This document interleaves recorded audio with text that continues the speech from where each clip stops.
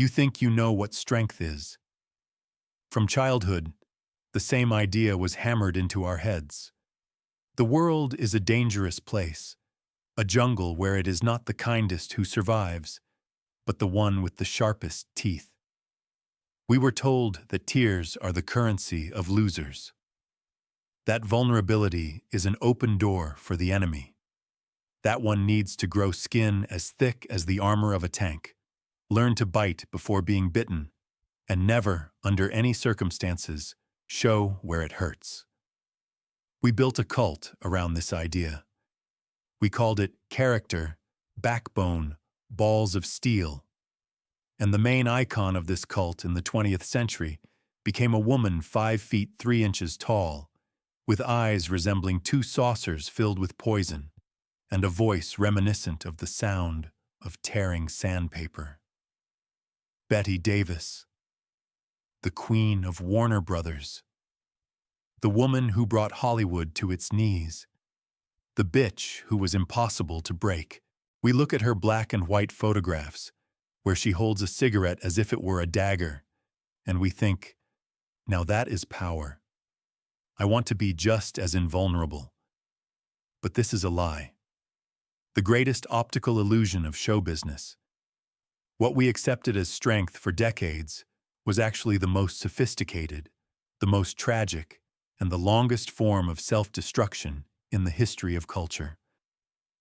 We are going to do what biographers, blinded by the shine of her 2 Oscars, did not do. We will perform an autopsy not on the body, but on the personality of Bette Davis, to prove a frightening theorem. Strength without vulnerability is a pathology. The story you are about to hear is not a biography of a Hollywood star. Forget about movie release dates and box office receipts. This is the anatomy of survival that went too far. This is a story about how a frightened little girl put on heavy knightly armor to protect herself from pain, but was never able to take it off when the war ended. She wore it for 50 years, until it fused with her skin, until the metal began to poison her blood, and until she discovered that inside this indestructible fortress, she remained completely alone. But before we take the first step, a small request. This story will be difficult, and I need your support so that the algorithms show it to those who really need it. Press the like button if you are ready for an honest conversation about the price of success. Subscribe and hit the damn bell. Here we analyze what other biographers remain silent about, and you definitely do not want to miss the next episode. Also, I invite you to become my co-author in the comments. I have dug through hundreds of documents, but I could be mistaken. Do you see an inaccuracy? Do you have a different view on this story? Or do you disagree with something? Do not remain silent. Write what you think. And now we begin our descent into the hell that Bette Davis built with her own hands. And believe me, it is very cold in this hell. To understand why a soldier sleeps with a pistol under the pillow, one needs to know what happened to him before the war. The character of Bette Davis, this legendary, explosive, unbearable character, was not a congenital defect or a gift from the heavens. It was an artificially created mechanism, a complex engineering structure designed by one specific architect. This architect was named Ruth Davis, her mother. It all started with a primal wound, with the moment that psychologists call the breaking point. Bette was only 7 years old when her father, Harlow Davis, packed his suitcases and left. He did not just leave for another woman or another life. He left them. For a little girl, the departure of a father is always a non-verbal message of cosmic scale. You are not good enough for me to stay. You are not worth fighting for. Usually in such situations, children choose one of 2 strategies. Either they withdraw into themselves, becoming quiet and invisible so as not to scare away those who remain, or they try to earn love through perfect obedience. But Ruth Davis, left alone with 2 daughters in her arms, in poverty and fear, chose a third path for Bette. The path of war. Ruth was not just a mother. She was Ruth with a capital letter. A woman with an unbending will and a broken heart, who decided that her daughters would never repeat her fate. She sat little Bette down in front of her, and figuratively speaking, began to pour concrete into her ears, from which the foundation of her personality would later be built. The lesson was simple and cruel. Men are unreliable. Father abandoned us because we were weak. The world will try to devour you, Betty. The only person you can rely on is yourself. You must become someone. You must become so great, so strong and indispensable, that no one ever dares to abandon you again. And if they try to leave, you must strike first. It was an injection of poison served under the guise of medicine. Ruth instilled in her daughter that love is not a gift, but a trophy. That safety is guaranteed only by dominance. The mother became everything to Bette. Father, mentor, manager, and main audience. A frightening, symbiotic bond formed between them. Ruth sacrificed her personal life, working as a photographer, a governess, anything at all, to pay for dance and acting lessons for Bette.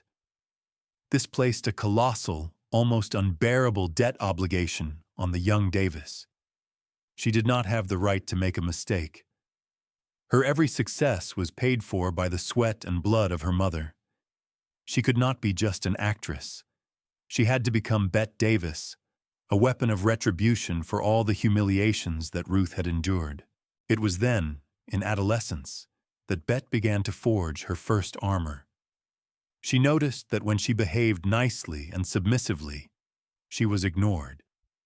But when she showed character, when she screamed, when she demanded, people were frightened, but they listened. She derived a formula that would become the motto of her entire life. Aggression is the best form of defense.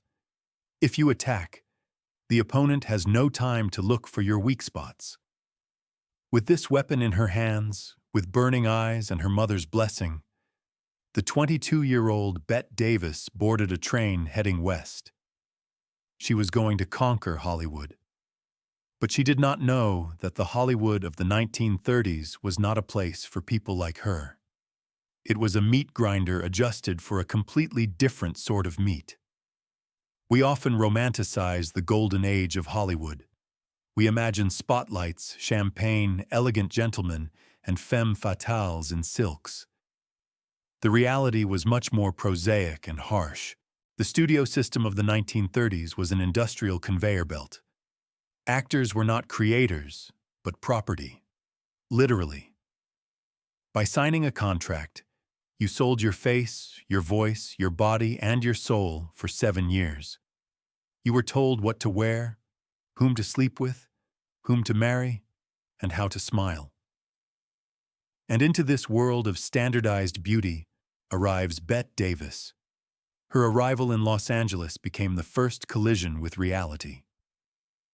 Universal Studios sent an employee to meet the new starlet at the train station. The employee returned to the studio alone. "Where is she?" asked the producer. "I did not find anyone," answered the guy. "I was looking for an actress, but no one resembling an actress got off the train. There was only some plain girl with a mother and a dog." It was a blow to the gut. Bette Davis was non-format. She did not have the doll-like beauty of Mary Gregory. She did not have the sexual magnetism of Jean Harlow. She had protruding eyes, a consequence of hyperactivity of the thyroid gland, sharp facial features, a small chest, and nervous, twitchy movements. Carl Laemmle, the head of Universal Studios, seeing her for the first time, uttered a phrase that could have destroyed any other woman. "She has as much sexual appeal as Slim Somerville." This was a lanky, ridiculous comedian with a horse-like face. Imagine what a young girl feels, who is told every day that she is ugly, that she is unsexy, that she is a casting mistake. The usual reaction is to break, to go home, to cry into a pillow, to get plastic surgery. Bette Davis acted differently. The mechanism planted by her mother turned on. "Ah, you consider me ugly?" she thought. "Fine. I will force you to eat this ugliness by the spoonful. I will be so intense, so frighteningly talented, that you will forget what I look like. You will look not at my face, but at my nervous system, which I will turn inside out right in front of the camera." In the year 1932, she lands at Warner Brothers. It was not just a studio. It was a maximum security prison run by Jack Warner, a man whose management philosophy boiled down to the phrase, "Actors are cattle." Warner loved gangster movies, tough dramas, and saving money on everything. Bette fit into this world perfectly, but not as an obedient sheep, but as a wolf that accidentally fell into the pen. It was here that her unique style of acting was formed, which was nothing other than the sublimation of her rage. Look at her early roles, for example, in the film of Human Bondage from the year 1934. She plays Mildred, a waitress, a vulgar, cruel, disgusting woman who destroys the main character. The producers begged her to soften the image. "Bette, you must be at least a little attractive. Otherwise, the audience will hate you." But Davis insisted on her own way. She invented the makeup herself. A pale face, messy hairstyle, a crookedly painted mouth. She played with such frenzy, with such poisonous energy, that it caused physical discomfort for the viewer. It was a revolutionary moment. Before Bette Davis, actresses were afraid to be unpleasant. They wanted to be loved. Bette Davis wanted to be remembered.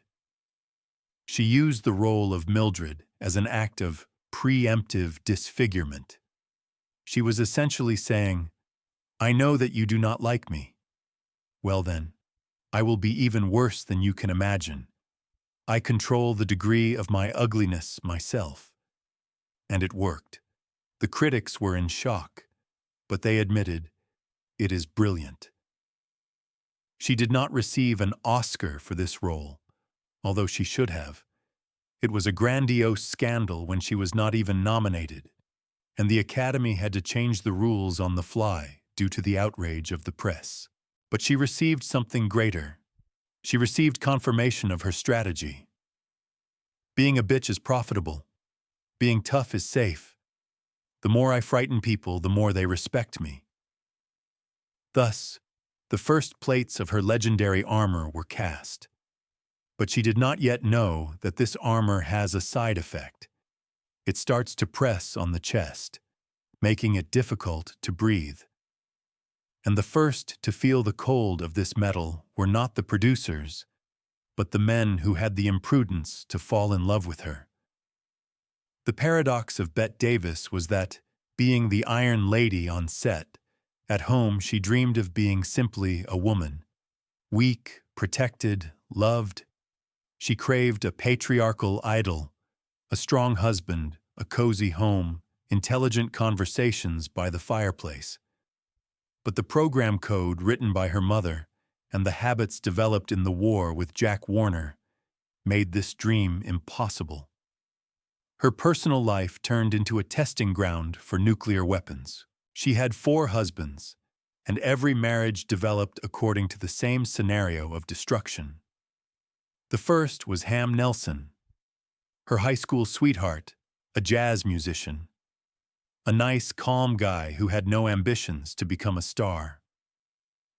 In the early 30s, this seemed like a perfect union. But Bette's career took off like a rocket, while Ham's career was treading water. In Bette's coordinate system, love meant respect for strength. And how could she respect a man who earned $100 a week while she brought home $3,000? She began to castrate him, morally. a scene that could have entered the darkest film. Bette returns from the studio, electrified after another argument with Warner. She needs to vent her adrenaline. She sees Ham reading a newspaper. "Are you just going to sit there?" Her voice is already ringing with metal. "I just secured the budget for a new film, and you cannot even fix the faucet?" She did not just nag him. She destroyed him. She made all the decisions. She bought the houses, the cars, the furniture. She became the man in the house, and at the same time hated Ham for allowing her to take this place. This is the classic trap of the Amazon complex. A woman looks for a hero equal to herself in strength to do battle. If he surrenders, like Ham, she despises him. If he wins, she fears him and destroys him to regain control. The finale with Ham was humiliating. She had an abortion because a child would have interfered with filming without even discussing it with her husband. For Ham, this was the last straw. He filed for divorce, and Bette was left alone. Was she in pain? Undoubtedly. But her armor was already working in automatic mode. He was a weakling, she told herself. Mother was right. Men leave. Only work remains. The subsequent attempts to build a family were even more catastrophic. The second husband, Arthur Farnsworth, died under mysterious circumstances after a fall. Rumors circulated that Bette pushed him during an argument, although there was no proof. The third, William Sherry, was an artist and a sadist who beat her. And strangely enough, it was in this marriage that Bette felt most alive for some time. She understood violence. Violence was the language she had spoken since childhood. Fights with Sherry were a continuation of her fights on the screen. But even this perverse union collapsed when Sherry preferred the nanny of their daughter to her. Bette Davis was stuck in a vicious circle. Her need for dominance, which saved her in Jack Warner's office, killed any intimacy in the bedroom. She wanted to be hugged, but her body was covered in spikes. Anyone who tried to get close got hurt and ran away. And she stood in the middle of an empty living room, with a cigarette in her hand, convincing herself, "I need no one. I am Bette Davis." But the most terrible battle was still ahead. A battle that would define her legacy and become the longest and bloodiest performance in the history of Hollywood. A battle with her own reflection. While Bette's personal life was bursting at the seams, on the professional front, she was preparing to launch a suicidal attack that would forever change the rules of the game in Hollywood. The year is 1936. Bette Davis is a rising star. She has just received her first Oscar for her role in the film Dangerous, although everyone understood that this was an apology award for the fact that she was passed over for Of Human Bondage. It would seem, rejoice, clip coupons, smile for the camera. But Bette was furious. The reason for the fury? The scripts. Jack Warner continued to send her garbage. Roles of flat, boring girlfriends of the main heroes. Roles in B-movies that were filmed in 2 weeks. For Davis, this was a personal insult. "I do not turn my soul inside out to play furniture," she screamed in Warner's office, throwing scripts at the wall. Ashtrays flew. Secretaries hid under desks. Warner laughed. He knew. She has a contract. She is his property. If she refuses to film, he will extend her contract for the duration of the downtime. It was bondage. There was no way out. And then Bette Davis did the unthinkable. She ran away. She boarded a ship and sailed to London to film there, violating the contract with Warner Brothers. It was a slave revolt on a galley. No one, absolutely no one at that time dared to challenge the studio system. It was a corporate machine with $1 billion turnover, with an army of lawyers and connections in the mafia. Warner filed a lawsuit. The trial took place in London. It was a public beating. The studio's lawyers, the best sharks of Britain, destroyed Bette on the witness stand. They portrayed her as a capricious, greedy, ungrateful girl who had become starstruck. "Miss Davis," the lawyer asked ingratiatingly, "you receive $3,000 a week. That is more than the Prime Minister of Great Britain. And you call this slavery?" "It is slavery," she answered with trembling lips, but with blazing eyes. "If I am forced to do what kills my talent, I am not a doll. I am an actress." She lost the court case, resoundingly. The judge ordered her to return to the United States and work out the contract to the last penny. Plus, she had to pay giant legal fees. She was returning to America bankrupt, humiliated, crushed. The press gloated. Bette Davis tucked her tail between her legs. But here occurs a miracle that explains the entire essence of the Bette Davis phenomenon and her armor. When she entered Jack Warner's office expecting dismissal or fines, he stood up and hugged her. He wrote a check covering all her legal debts. Why? Because Jack Warner was a gangster of the movie business. He respected only strength. He saw what this woman was capable of. He understood. If she is ready to go against the system, to risk everything for the sake of the quality of roles, it means she is not just a pretty face.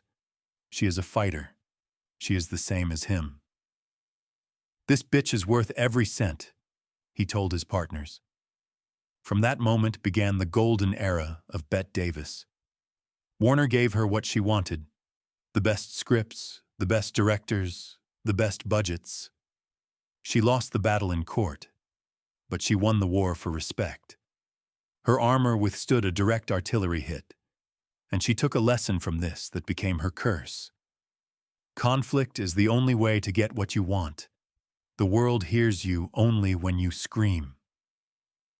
And so, at the peak of her fame, armed to the teeth, Bette Davis finds the perfect enemy, an enemy she needed like air: Joan Crawford. History sold us their feud as a vulgar catfight over men, specifically over the actor Franchot Tone, with whom Bette was in love, but whom Joan stole, allegedly seducing him in her trailer without clothes. But to reduce their relationship to jealousy is to misunderstand the depth of the psychology of both. It was not jealousy. It was an existential hatred for the other self. Look at them. They were perfect antipodes. Bette Davis is the actress, an intellectual from the East Coast, one who despises glamour, who is ready to look ugly for the sake of a role, one who believes that art must be truthful, not beautiful. Joan Crawford is the star, a product of the Metro-Goldwyn-Mayer studio, a woman who created herself from scratch, invented a name, a face, a biography for herself. A woman who even took out the trash in diamonds and high heels because you never know who might see you. Bette publicly despised Crawford. She called her a mannequin with eyebrows, a fake, a product of the assembly line. Joan Crawford's tear ducts are connected to her bladder, Davis quipped. She cries on command, but there is not a drop of feeling in it. Why did Bette spend so much energy on hating a dummy? Because Joan Crawford was the living embodiment of everything that Bette did not have and could never have. Crawford possessed an effortless sexual beauty. Men loved her. She knew how to be a dream woman, not a problem woman. Looking at Joan, Bette saw her secret, suppressed part. That little girl who wanted to be simply a beautiful princess, not a warrior in heavy armor. This hatred was a defense mechanism. To justify her choice, to be serious and complex, Bette had to devalue Joan's choice, to be glamorous and superficial. She had to convince herself, What she does is cheap. What I do is art.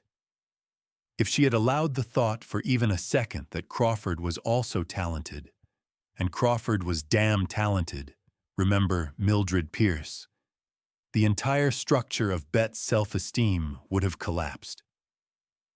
Crawford, in turn, feared Davis to the point of trembling.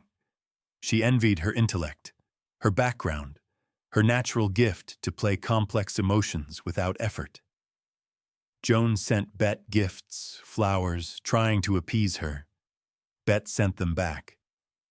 "She is trying to buy me like a cheap whore," snorted Davis. In reality, Crawford was trying to buy recognition, but Bette's armor did not provide an opening for mercy. Their feud smoldered for years, fueled by the press. It was the Cold War of Hollywood. Two superpowers watching each other through barbed wire, accumulating a nuclear potential of sarcasm, waiting for the moment when they could press the red button. And that moment would come. But later. By the year 1950, the situation on the front had changed. Bette Davis turned 42 years old. For the Hollywood of that time, this was the age of death.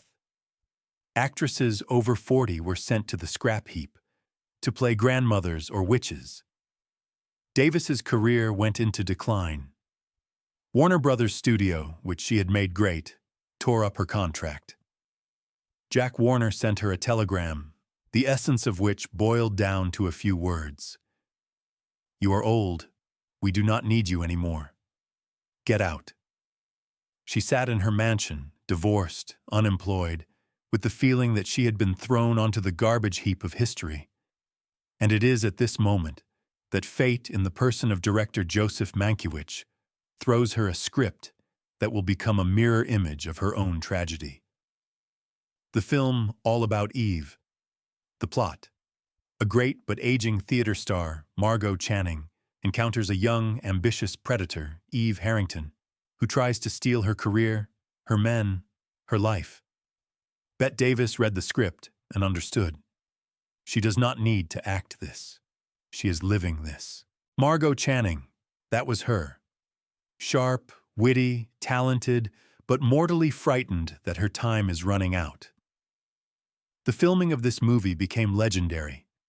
Have you noticed Bette Davis's voice in All About Eve? That famous, low, raspy timbre, like the grinding of gravel? It was not an acting discovery. In the first days of filming, Bette was so nervous that she screamed at her new lover, her future fourth husband, Gary Merrill, until blood vessels in her throat physically burst. Her voice gave out. Mankiewicz wanted to stop filming to let her recover. "No," rasped Bette. "Leave it like that. This voice is perfect for the old, smoke-filled, tired bitch that I am playing." She turned her physical injury into an instrument of art. This is the highest level of operation of her armor. Even when the body breaks, it breaks in a way that works for the role. The climax of the film is the scene on the stairs where Margot utters the phrase that became immortal. "Fasten your seatbelts. It's going to be a bumpy night." We all know this phrase. But rewatch this scene. Look not at the mouth, but at Bette Davis's eyes in this moment. There is no triumph in them. There is panic. She looks at her young lover Bill with the gaze of a beaten dog. She shows bravado. She is rude. She drinks a martini in one gulp, but inside she is screaming, "Please do not leave me. I know that I am difficult. I know that I am aging, but please love me." The film ends with a happy ending for the heroine. Margot Channing finds the strength within herself to renounce egocentrism. She accepts her age and finds peace in marriage. She takes off her armor. In reality, the opposite happened. Bette Davis married Gary Merrill, adopted children, and tried to play the role of a happy wife. But she could not become Margot Channing. She could not take off the crown.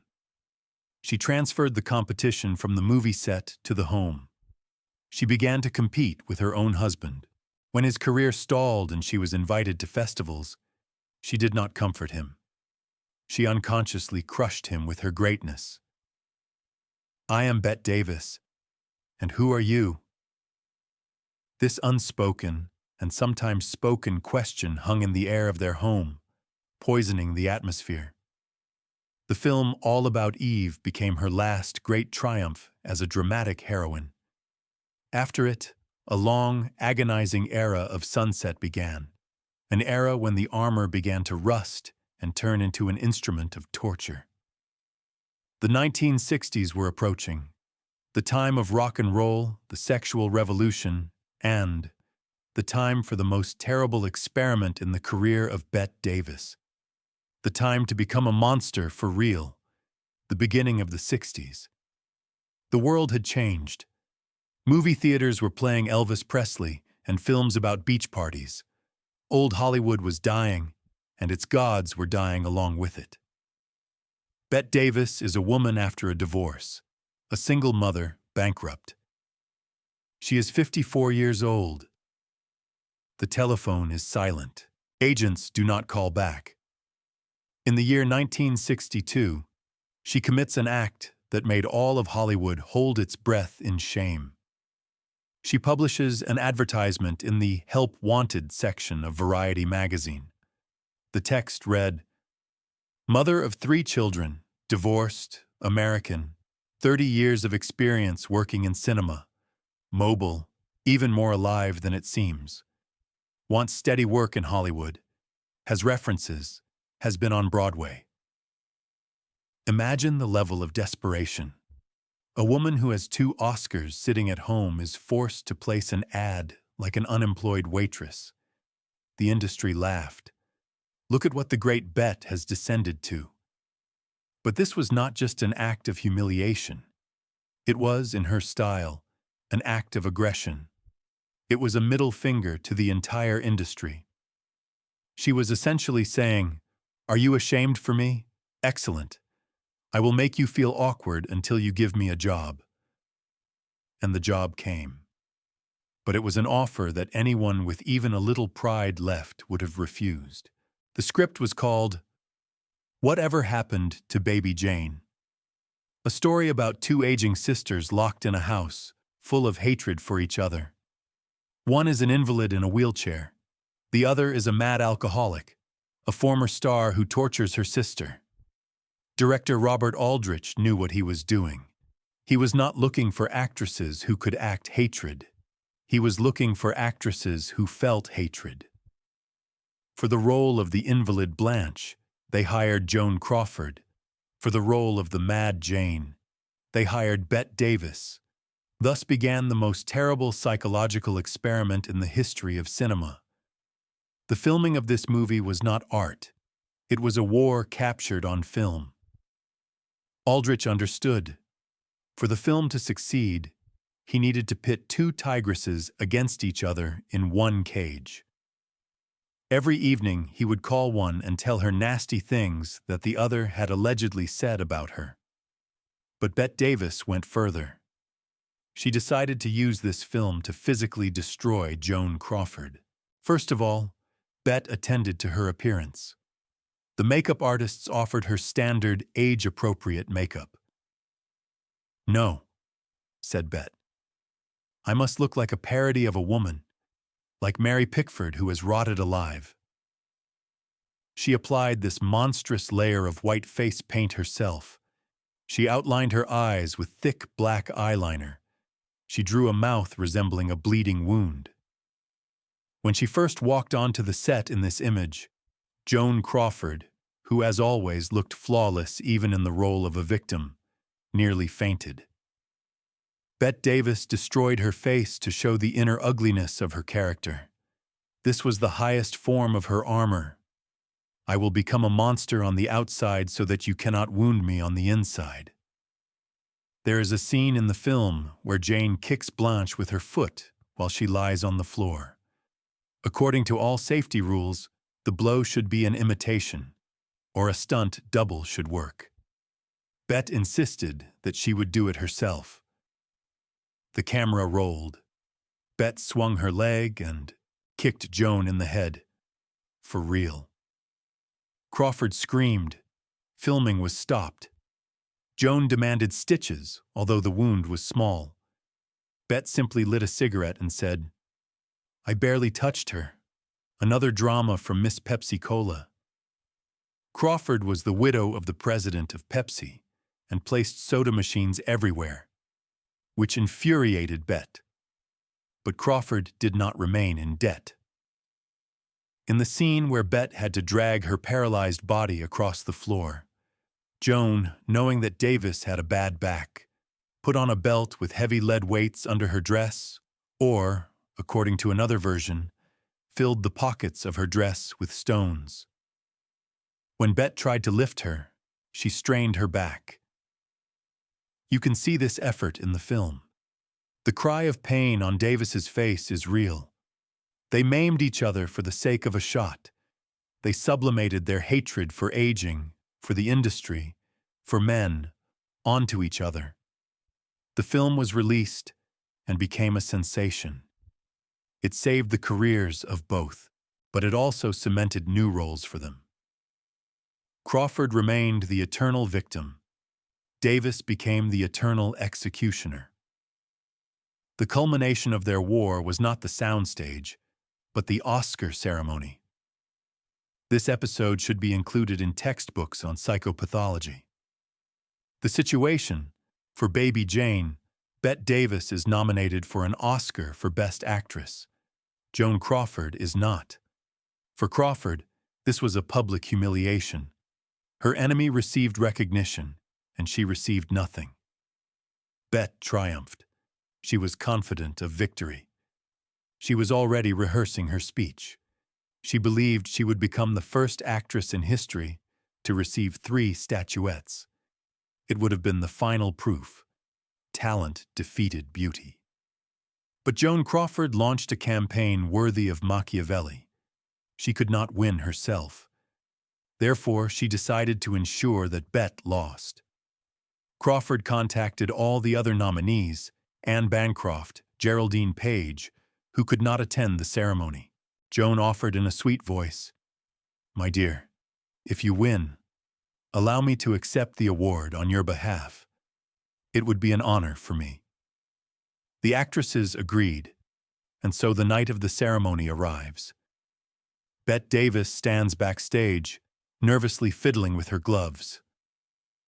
Joan Crawford stands nearby, in a blinding silver dress, with the smile of a shark.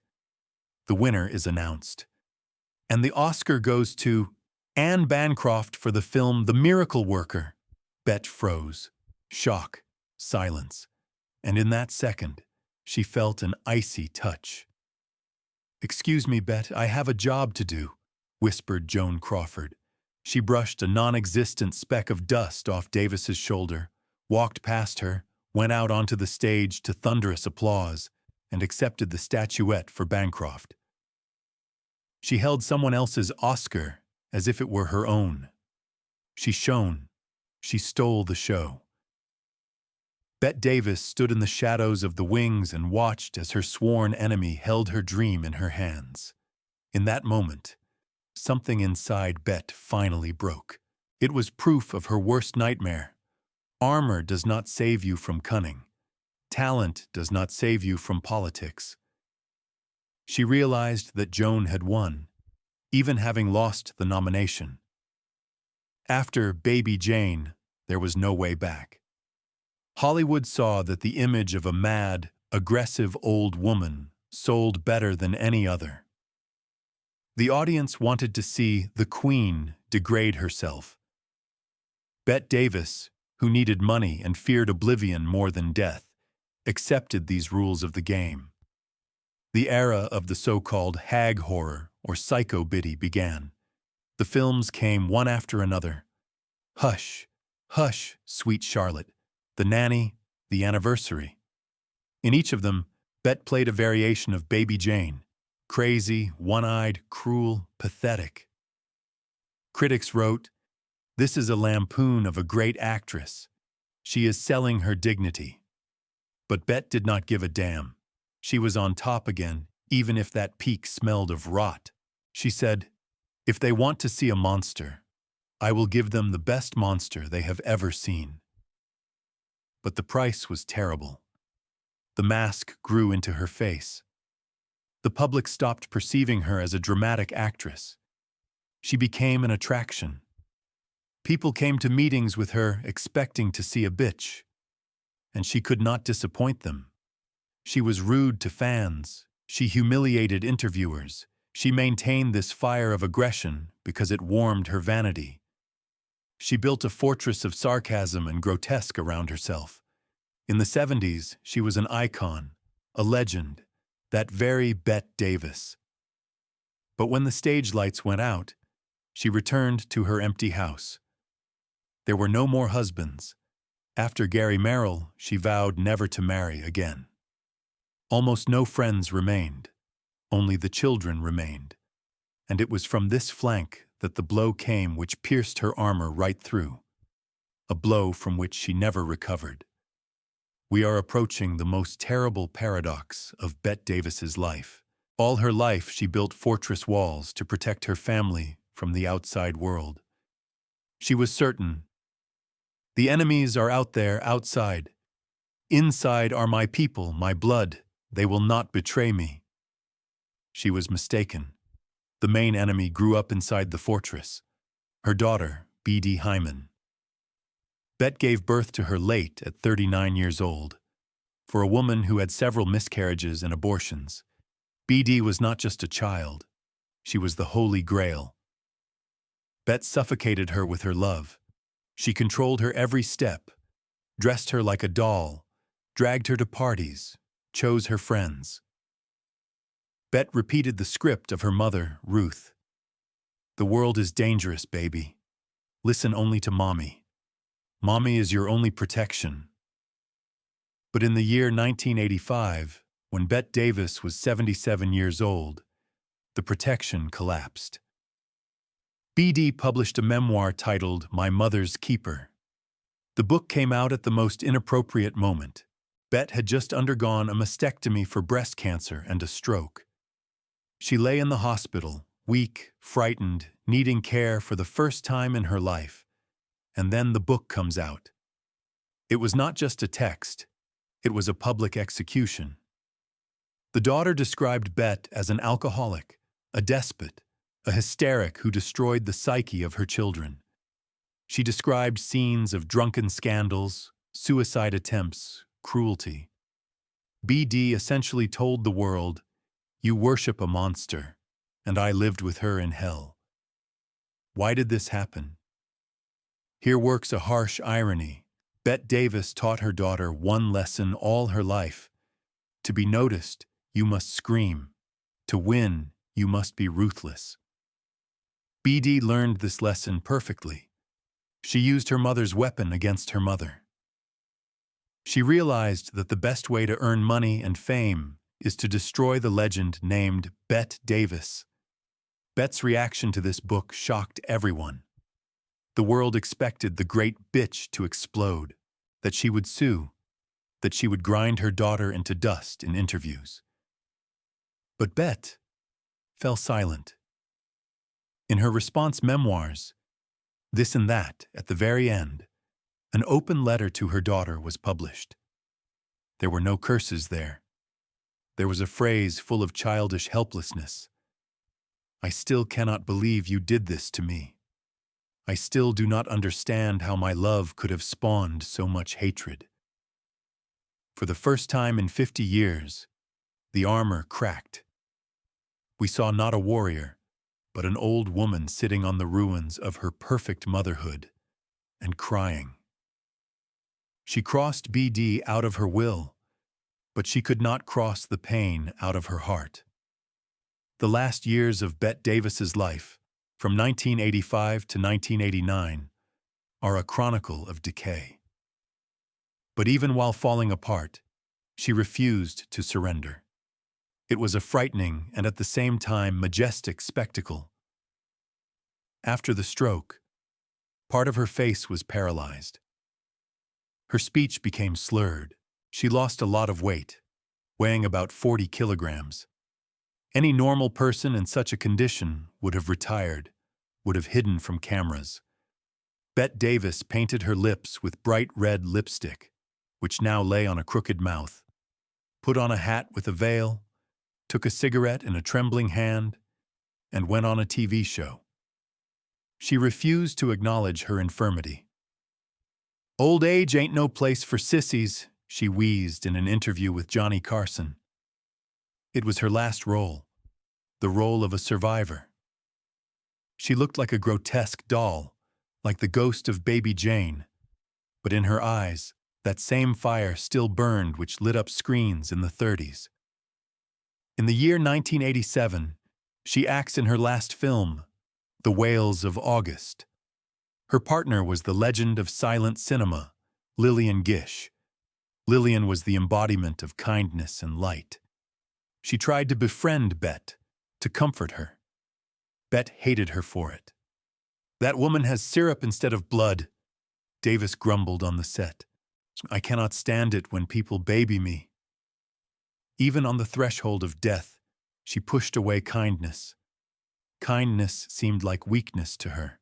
She preferred to die alone, but with her head held high, rather than allow someone to see her tears and pity her. October 1989. The festival in San Sebastian, Spain. Bette Davis flies there to receive another award for her contribution to cinema. She feels terrible. The cancer has returned and metastasized. But she walks out onto the stage. The hall stands up. The ovation lasts for 10 minutes.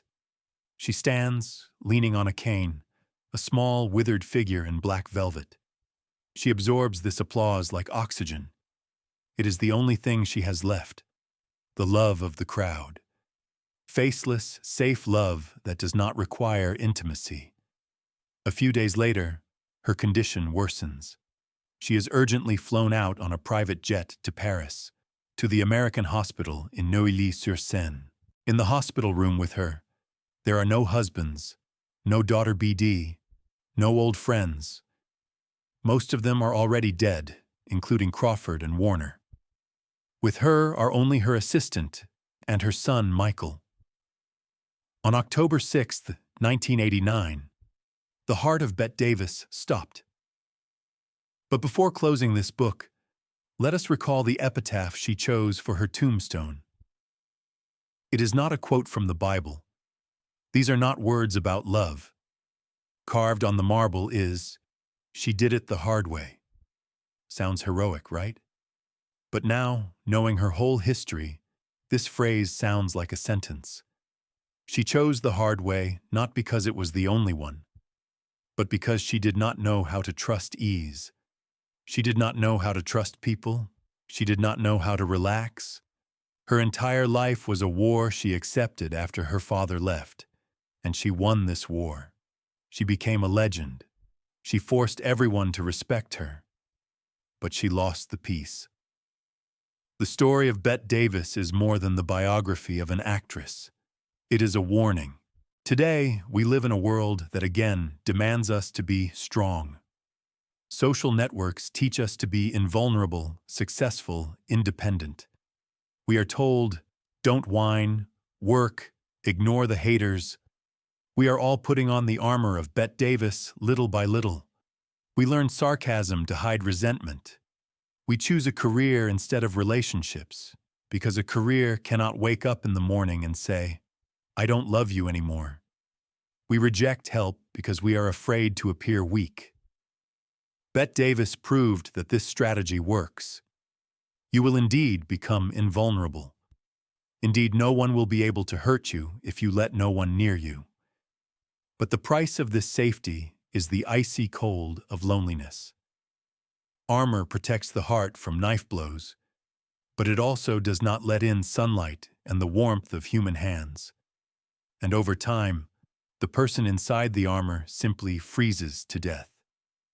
Bette Davis died a great actress, but she could have lived her life as a happy woman if she had risked taking off her helmet just once and allowed someone to see her fear. Did you expect a story about a bitchy diva who happily scandalized Hollywood?